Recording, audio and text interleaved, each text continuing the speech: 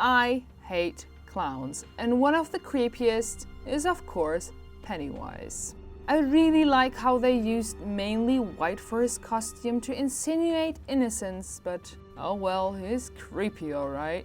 So let's dive right in how I made this bloody mega cake pop. Just like in our Game of Thrones cake, I'll be using sour cherries. You can of course use any kind of fruit that has a blood-like color. Well, I'm a sucker for these, so I cooked some in, but it's just a bit too liquidy. I take 2 teaspoons of starch, dissolve that in water, and pour that to the boiling cherries. I'm totally eyeballing the amount here, to be honest. After it boiled for 20 seconds, I didn't like it too much, so I added a bit of water to even it out. Set that aside to cool off. As a container for the blood, I planned to make some chocolate shells.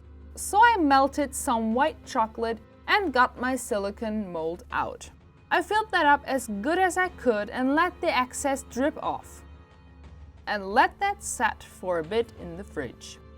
If I wouldn't use these for the fake blood, I'd love those shells, but I wanted to prevent any leaks, so I made a second layer of chocolate, but tried to be careful not to make it too thick, you know?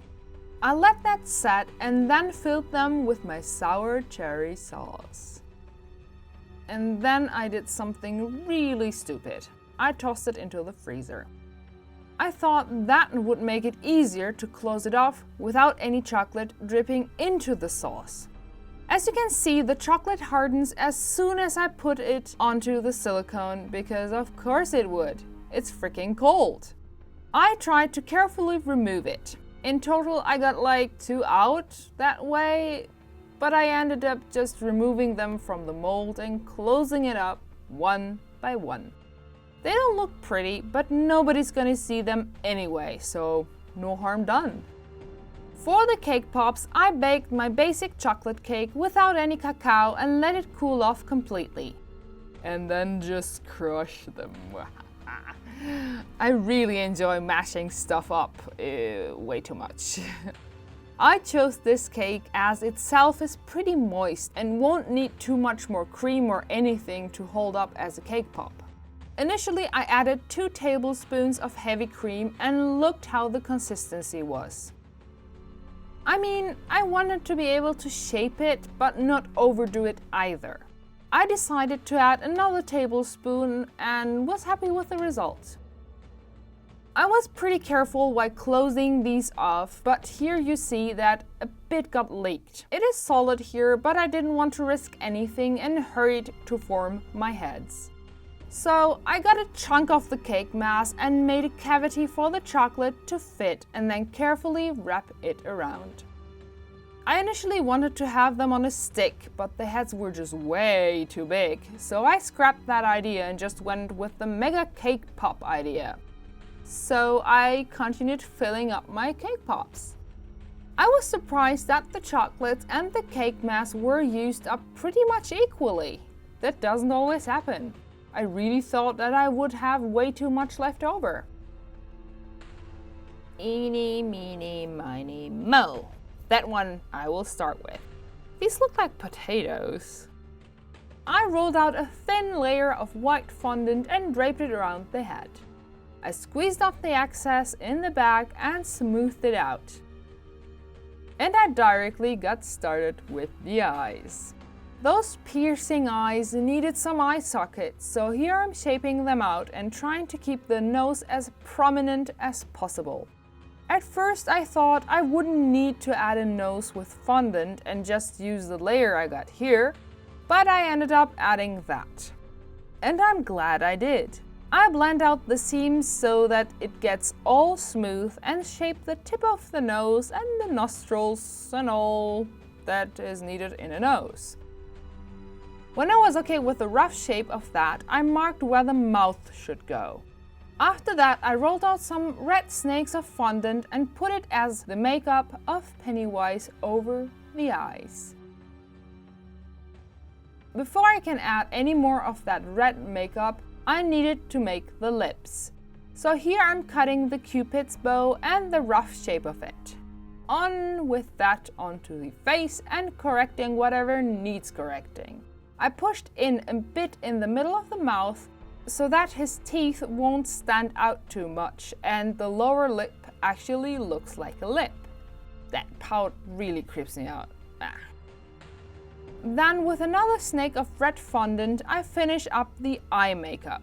I really like how that's all connecting. I'm careful to make it look seamless. This reminds me a bit of Salvador Dali's magnificent mustache. After that, I add the front two teeth, which actually look more like fangs to me. Damn, those creep me out. I really don't like seeing other people's teeth. Not to mention clowns' teeth. Ugh. What creeps you out the most? Let me know in the comments below. As the final part of the makeup, he gets his red nose. I rolled out the red fondant as thin as I could so that it won't make the nose any bigger than it already is. I cut off the excess and clean it up alright. I wanted to give the eyes more depth and make them more menacing, so I took a tiny piece of black fondant and spread that as fine as possible. I repeat the same step for the other eye as well. Then the eyes. I just roll out two tiny balls and put them onto the black fondant.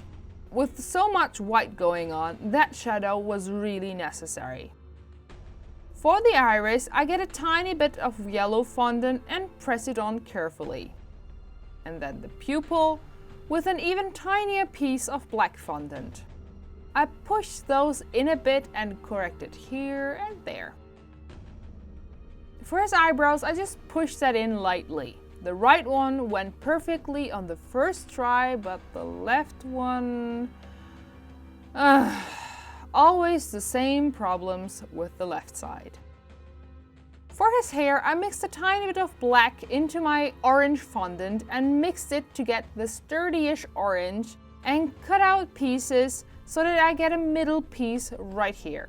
First, I smooth it on with my tool here, but that wasn't as secure as I wished it to be. While styling the hair, I got myself a sharper tool and pushed that down a bit more firmly, and at the same time I got some texture into the hair as well. Two birds with one stone. And with a reference off camera here, I'm pushing and pulling the fondant to make it look as much as his hair. As a tiny touch, the texture is added and, well, that's done too.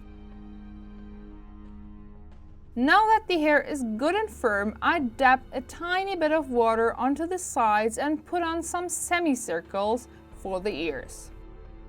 Then I just blend the seams. As a final touch, I texture the forehead a bit to make wrinkles and make it look more skin-like overall. And we're done here!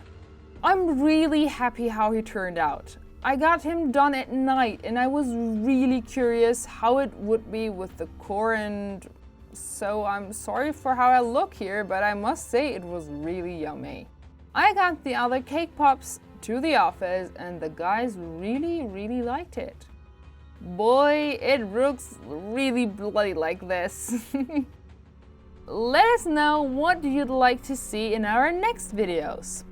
Drop a like to support us and subscribe if you don't want to miss our weekly videos. Thank you for watching and see you next Friday!